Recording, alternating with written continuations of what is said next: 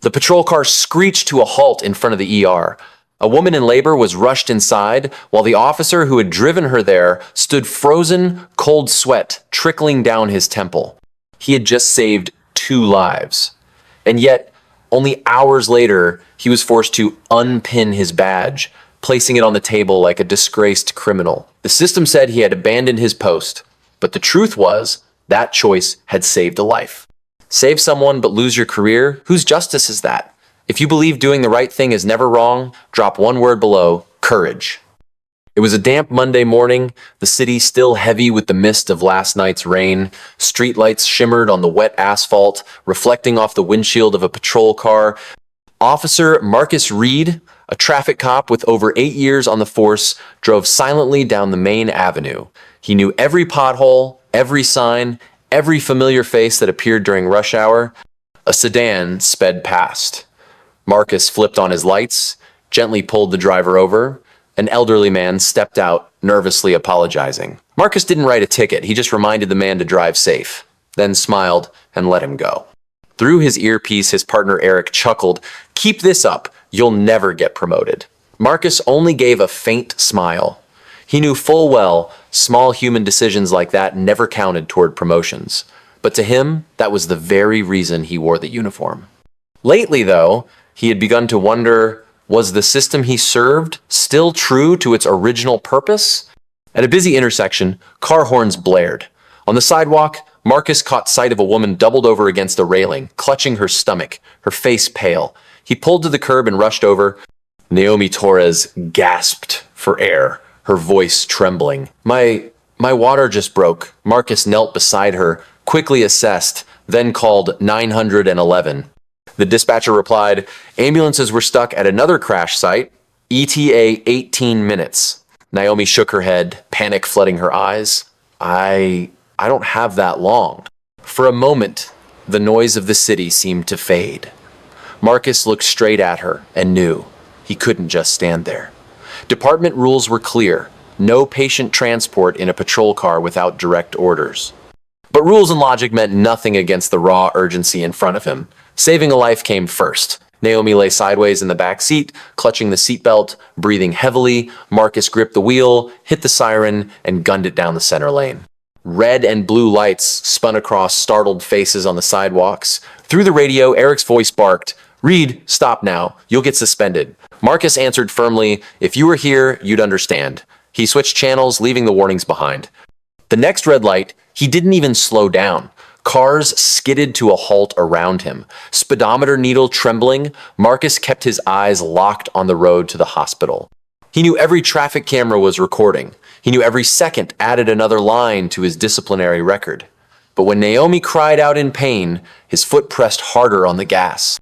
The patrol car slammed to a stop outside the ER. Marcus leapt out, opened the back door. Nurses and Dr. Priya Shah rushed out with a gurney. Naomi was whisked inside, disappearing through the sliding glass doors.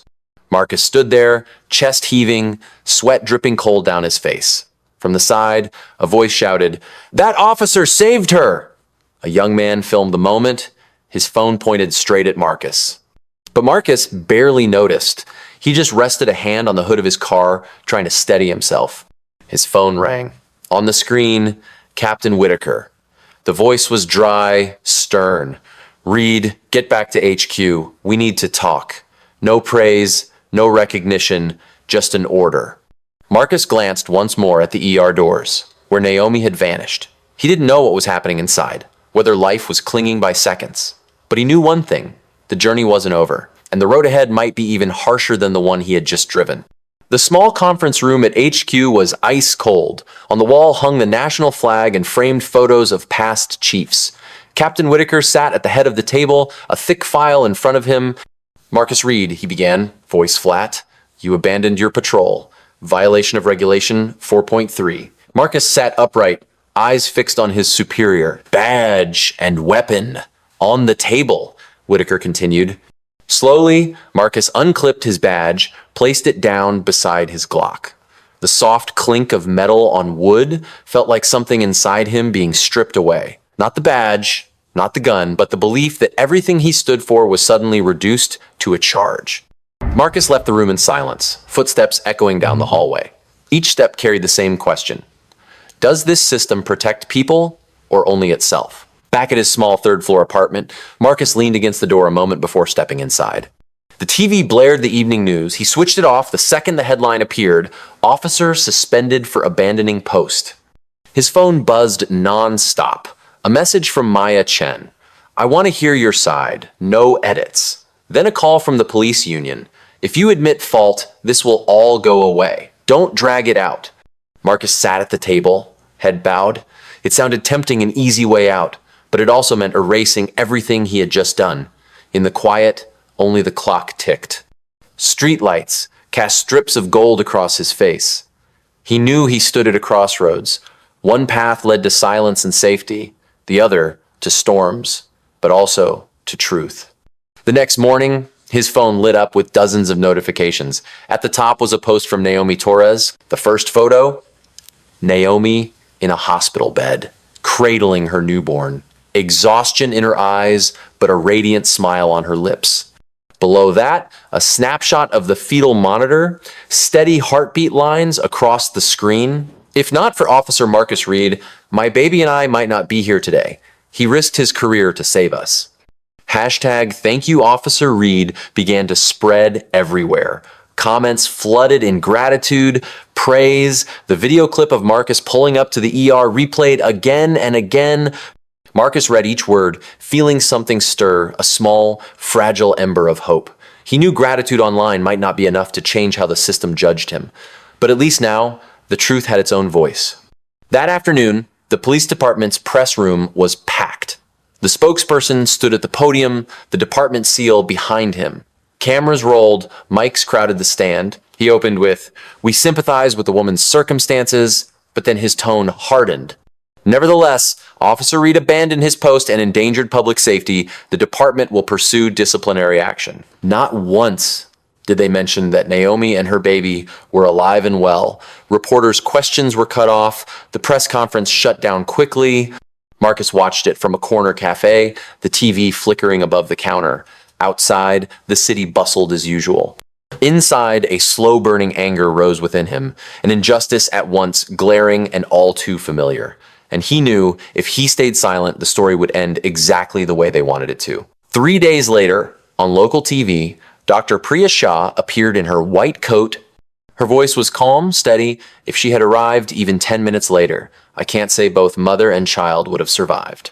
The host asked, "And the one who got her here in time, was it Officer Marcus Reed?" "Yes," she replied firmly.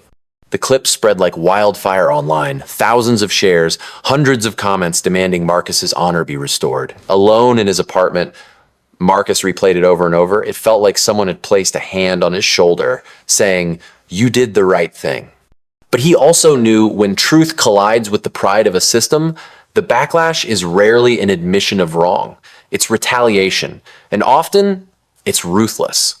Monday morning, an internal email from the department landed in his inbox. Subject line, "Additional disciplinary investigation." The list of alleged violations grew longer, changing radio channels without permission, running red lights without authorization. Rumors leaked that he might be demoted, reassigned to desk duty. Colleagues who once joked with him now avoided his gaze. That afternoon in the cafeteria, conversation hushed when he walked in. Marcus picked up a tray, sat alone in the corner. The system didn't cut loudly. It sliced quietly, precisely, each stroke cutting deeper than the last. He sat there wondering, was he paying the price for saving a life, or for daring to defy the rules that refused to bend? As the evening fell, his phone rang again. A woman's voice came through. "This is Ava Thompson, civil rights attorney. I've been following your case." They met in a small office, walls lined with framed photos of past civil rights victories. Ava Thompson, mid-40s, sharp eyes and steady resolve, leaned forward. "I'll take this case pro bono," she said. "We'll need witnesses. Naomi, Dr. Shah, the 911 dispatcher, and the radio transcripts." Marcus sat in silence for a few beats, then gave a firm nod. In the darkness of the past few days, Ava's presence felt like real light, not the fleeting glow of social media, but a light that could actually lead him through a real fight. He knew from this moment forward, every move would be deliberate, because now he wasn't fighting alone. One crisp morning, Marcus sat across from journalist Maya Chen in a quiet cafe. Her camera rested on the table, sunlight spilling through the window, lighting his face. "When you chose to drive Naomi," Maya asked, "did you think about the consequences?" Marcus exhaled slowly. "I wasn't born to be a hero, but if that had been my sister, what would I have done? I would have driven her to the hospital. And that's exactly what I did." His voice didn't shake, but the weariness and quiet pride in his eyes spoke volumes. Maya let the silence hang, letting the weight of his words fill the space. The interview aired that evening and spread quickly. For many, it was the first time they saw the man behind the badge, not a number in a report, but a heart that had chosen someone else's life over his own career.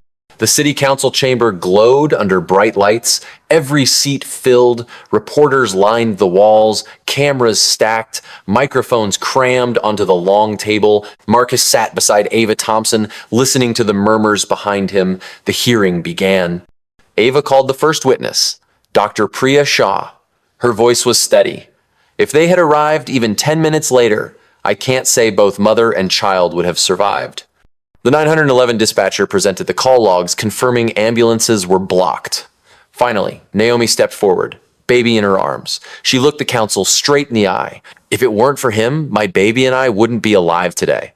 Applause broke out, shattering the stiff silence of the chamber. Marcus bowed his head, not hiding the dampness in his eyes.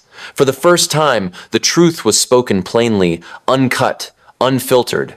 And he knew, in that moment, the scales had shifted, but the outcome was still not his to decide. Shortly after, the police board convened behind closed doors. Outside, press and supporters gathered, waiting.